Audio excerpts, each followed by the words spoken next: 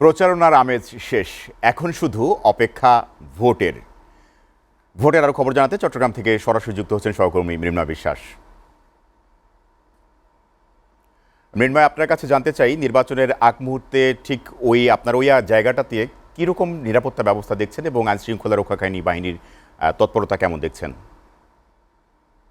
সোহেল, আসলে আমরা যেটা দেখতে পেয়েছি যে সকাল থেকে আসলে মূলত চট্টগ্রামে যে জেলা স্টেডিয়াম রয়েছে এবং বন্দর স্টেডিয়াম, এই দুইটা জায়গা থেকে মূলত আজকে চট্টগ্রামের 16টি আসনের যেসব ভোটের সরঞ্জাম রয়েছে সেগুলো কিন্তু একেবারে নেওয়া শুরু হয়। এবং আমাদেরকে রিটার্নিং কর্মকর্তা জানিয়েছেন বিকাল 5টার মধ্যে আসলে যারা প্রিজাইডিং অফিসার রয়েছে তারা মূলত 5টার মধ্যে স্ব ভোট কেন্দ্রে ভোটের সরঞ্জামগুলো নিয়ে যাওয়ার পর 5টার মধ্যে আসলে সহকারী রিটার্নিং কর্মকর্তার মাধ্যমে রিটার্নিং কর্মকর্তার কার্যালয়ে তারা একেবারে পৌঁছেছেন এবং সবকিছু আসলে গুছিয়ে এনেছেন। সে ধরনের একটি মেসেজ 5টার মধ্যে দেওয়ার জন্য আসলে বলা হয়েছে প্রিজাইডিং অফিসারদেরকে। এবং এরপরে আজকে রাতের দিকে আসলে আগামীকাল ভোটের যেসব আসলে প্রস্তুতি সকল কিছু সম্পন্ন করা হবে বলে আমাদেরকে রিটার্নিং কর্মকর্তার কার্যালয় থেকে জানানো হয়েছে। আর চট্টগ্রামে আসলে মূলত 16টি আসনের মধ্যে 3জন রিটার্নিং কর্মকর্তা রয়েছেন।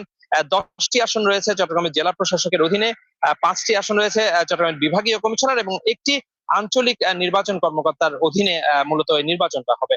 আর এর বাইরে যদি নিরাপত্তা ব্যবস্থার কথা বলতে হয়, আসলে পুরোপুরি নিরাপত্তা চাদরে ঢেকে ফেলা হয়েছে পুরো চট্টগ্রাম। আমরা সকালে চট্টগ্রামের বেশ কয়েকটি আসলে গুরুত্বপূর্ণ সড়ক ঘুরেছি। প্রতিটা সড়কে বলা চলে একেবারে ফাঁকা।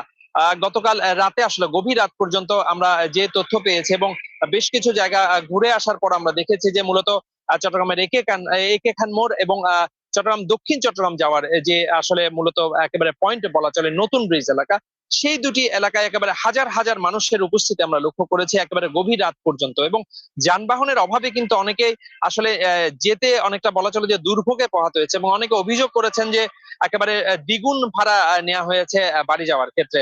আর সবকিছু আসলে বলা চলে এখনো পর্যন্ত নিরাপত্তার চাদরে, যে বিষয়টি আসলে বলছিলাম যে নিরাপত্তার চাদরে ঢেকে ফেলা হয়েছে পুরো চট্টগ্রাম। এবং সকালেও আসলে র্যাবের পক্ষ থেকে একটি ব্রিফিং করা হয়েছে। তারা বলছিলেন আসলে নিরাপত্তার জন্য, সর্বোচ্চ নিরাপত্তার জন্য যা যা প্রয়োজন তারা সেই ধরনের ব্যবস্থায় এখন পর্যন্ত নিয়েছেন। আর পরিস্থিতি যদি বলতে হয়, গতকাল রাতে একটি অনাকাঙ্ক্ষিত ঘটনা আপনারা ইতিমধ্যে আমরা এসএটিভিতে দেখিয়েছি সকাল থেকে, যে নগর চন্দনাইশ আসলে এটি চট্টগ্রাম নগরীর বাইরে মূলত কক্সবাজার যাওয়ার সড়কে পড়ে। সে চন্দনাইশ থেকে মূলত একটি বাস সহ 10 লক্ষ টাকার অধিক, প্রায় 10.5 লাখ টাকার মতো প্রায় সহ একজন লোককে আসলে গ্রেপ্তার করা হয়েছে এবং সেনাবাহিনী তাকে আটক করার পর মূলত পুলিশের হাতে টাকা সহ তাকে হস্তান্তর করা হয়েছে এবং বলা হয়েছে যে রিটার্নিং কর্মকর্তার নির্দেশে আসলে মূলত চন্দনাইশ থানায় তাকে হস্তান্তর করা হয়েছে বলে আমাদেরকে জানানো হয়েছে। এবং পুলিশ জানিয়েছে যে টাকাটা আসলে তার কাছে রাখা হয়েছে যেহেতু রিটার্নিং কর্মকর্তা পরবর্তীতে আসলে এটি শুনানি করে বিষয়টি নিয়ে ব্যবস্থা নেওয়া হবে বলে জানিয়েছে। এবং আমরা যেটি স্থানীয় সূত্রে আসলে জানতে পেরেছি, এই টাকাটা যার যার মাধ্যমে আসলে যাকে সহ আসলে আটক করা হয়েছে তিনি একজন স্থানীয় একজন স্বতন্ত্র প্রার্থীর কর্মকর্তা বলে, তার একটি অফিসের কর্মকর্তা বলে আমরা জানতে পেরেছি। তবে সেই স্বতন্ত্র প্রার্থীর সাথে আমরা যোগাযোগের চেষ্টা করলে আসলে তিনি মোবাইল সংযোগটি আসলে বিচ্ছিন্ন করে দেন। তো এখন পর্যন্ত সে চন্দনাইশের ঘটনাটি ছাড়া এখন পর্যন্ত চট্টগ্রামে সে ধরনের কোনো অনাকাঙ্ক্ষিত কিংবা সে ধরনের খারাপ কোনো ঘটনা এখনো পর্যন্ত হয়নি। এবং আমরা আশা করছি যে আগামীকাল সকাল 7:30 থেকে চট্টগ্রামে আসলে ভোট উৎসবের শুভ সূচনা করবেন চট্টগ্রামের 16 আসনের আসলে সাধারণ মানুষ। সোহেল, মৃন্ময়, আপনাকে ধন্যবাদ।